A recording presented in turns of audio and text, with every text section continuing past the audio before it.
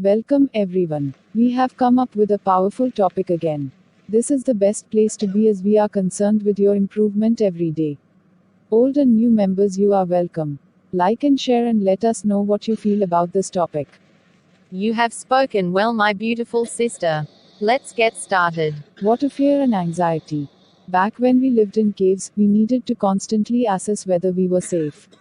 A highly tuned sensitivity to potential threats was necessary for survival. We don't experience the same kinds of stressor as we did thousands of years ago, but the response is pretty much the same. Fear is the emotion we experience when we see a threat to our physical well-being or emotional well-being. Our bodies and brains react to both kinds of threats in the same way. In other words, it makes no difference whether the threat is a physical, emotional, or social one.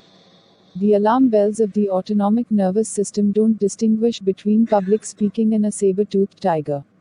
Many of us would prefer the latter, although unpleasant. Fear is a healthy response. Our fight or flight response keeps us alive, safe, and thriving. When constant fear prevents you from living life to the fullest, though, it becomes anxiety. On the surface, anxiety looks very much like fear. And they're rooted in the same emotion. But anxiety occurs when fear becomes maladaptive, the psychological term for when a normal response gets out of control. Anxiety is when the fear response goes haywire. You may feel afraid all the time, overreact, or respond to triggers that don't pose a threat. While fear is something that people experience regularly, anxiety should not be a part of your day-to-day life. Easier said than done for most. Fear is an emotion, and anxiety is a mental health disorder. The symptoms of fear go away on their own when the threat dissipates. Symptoms of anxiety, however, persist and often must be managed with medication and therapy. What's the difference between fear and anxiety? Fear symptoms and anxiety symptoms overlap in many ways, but the reasons they occur are different. Both fear and anxiety trigger the body's stress response. However, fear usually occurs in the face of a real, or immediate, tangible threat, while anxiety occurs in response to imagined danger. Fear is a generally short-lived reaction, while anxiety can be ever-present.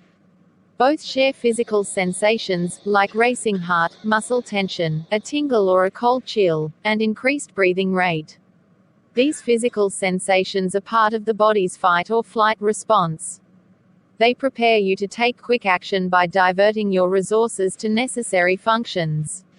Symptoms of fear include startle response, usually a sudden movement like flinching or jumping, feeling of trepidation or anticipation tied to something specific, nervous reaction, like laughing or fidgeting, a feeling of relief after the perceived threat is extinguished. Symptoms of anxiety include feeling dissociated, irritable, angry, or tense, elevated heart rate, shortness of breath, and shaking. Trouble sleeping and inability to relax. Forgetfulness and lack of focus. Steps for how to overcome your fear and anxiety. Managing fear and anxiety isn't always easy. However, you can build your skills in managing your emotional response.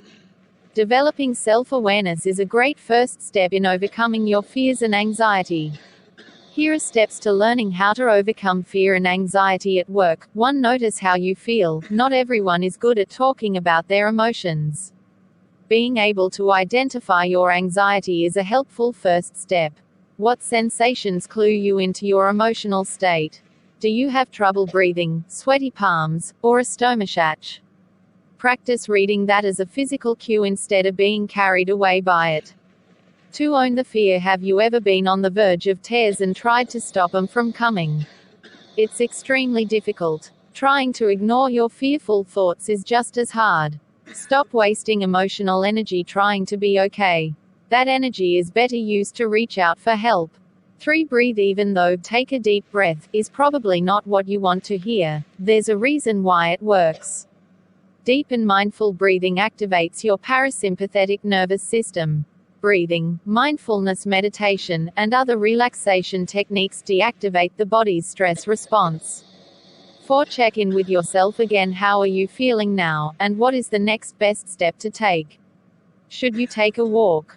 Do you need to remove yourself from your current situation or reach out to someone? This is an interim measure to give yourself a chance to choose the response that best serves you. 5. Handle your basic biological needs. Your body only has so many physiological sensations, so it's easy to confuse them. Your brain may interpret a fluttering sensation in the stomach as love or stage fright. What if it's just hunger? Drink a glass of water and eat something, preferably with some nutritional value. Do you still feel anxious? 6. Take your negative thoughts to trial. Ask yourself, what am I afraid of? Is it happening right now or is it an imagined threat? If you have the time, talk through your fearful thoughts or write out what happened and how you feel. Then imagine a response that follows. I hope you find this helpful. Like and share.